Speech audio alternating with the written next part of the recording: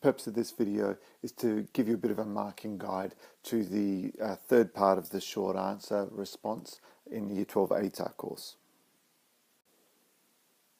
This is simply the cover sheet, so there's not much to see here, but let's move on to the question that you're being asked to look at.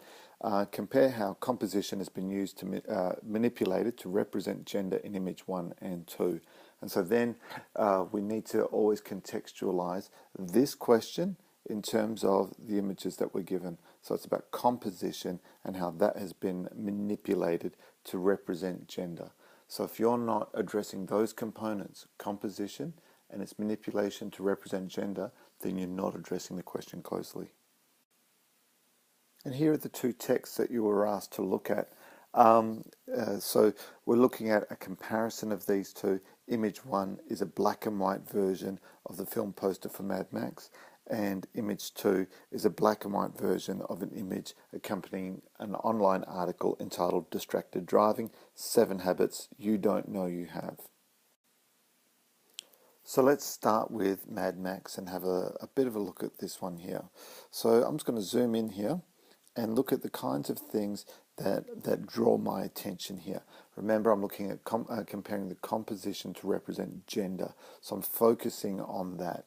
So the first thing I want to draw my attention to here is how we have the woman in this image is in the foreground. What I'd also like to draw your attention to is, in terms of the composition, she's in the foreground and we have the male in the background. This sort of image, when we draw our understanding of the genre, this action film genre, suggests that typical in this genre is the male saving the female. The woman often becomes a damsel in distress, but not in this image. This image subverts that expectation. And we can see that by looking a little bit closer at, in terms of the composition, in terms of how she is framed, how Charlize Theron's character is framed.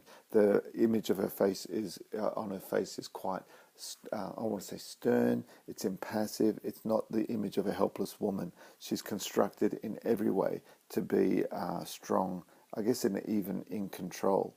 In the background we have the man, the Mad Max character, who is I guess imprisoned, or in this case we can see a facial mask on there. I'm working on the assumption that you've not seen the film to understand the context. So if anything, he is appearing to be the one who is in some way imprisoned or needing saving, and she's the one who's the cool, calm character in the foreground. A complete subversion of the expectations we have of that kind of genre. We have here the contrast here in the composition of the overall image, where we have the people of interest in the bottom half of the image, and the textual information, the title of the film and the tagline and all that at the top. What is interesting, however, is that the male name is foregrounded first. It's the first name, and the female second. Now, that's not necessarily a sexist thing or anything like that, because this is part of a franchise of films centering around the character of Mad Max, and Tom Hardy would be that character. But what is interesting is that in the naming of the actors, the male comes first, but in the construction of the image, the woman is in the foreground and not that damsel in distress sort of character image. So if we now look at this image here in isolation, we see similar compositional stuff. We see also the woman in the foreground, the male in the background. But the underlying message, the meaning that's been conveyed, is completely different. Here we have the woman conforming to every ugly stereotype about women. The idea that women can't drive, she's blonde, she's pretty, distracted by her phone. And we have the male in the background here coming to her rescue, reaching across and saving the day by taking control of the car. When we look at the context for this, we see distracted driving, 7 habits you don't know you have, seemingly directed, could on one hand be directed at women. Hey women, this is what you do. I would offer a counter to that and suggest that the audience for this is men. So it's saying to men, look at what these women do when they're distracted. They need you to save them. That the man is the one who's sensible and the good, safe driver. So now if we compare these two, we're seeing here the similar compositional elements, meaning we have the woman in the foreground, the male in the background. But then we have how they are completely different to each other, that the underlying messages are completely different. And so that is the key to this, being able to recognize that composition, the foregrounding of the woman, is similar in both because we're doing a comparison, and the difference is that the message is different. Where in Mad Max we have the woman is in the foreground, who is the strong, assertive, female heroic figure, and also one where it doesn't necessarily mean that the man is any less heroic. In this, we also see that the Mad Max character is still strong in his own right.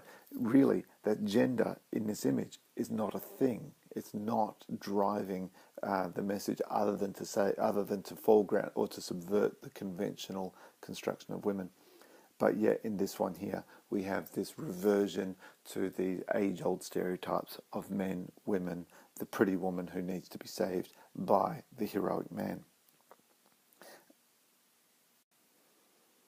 So now let's have a look at this in the context of the marking key.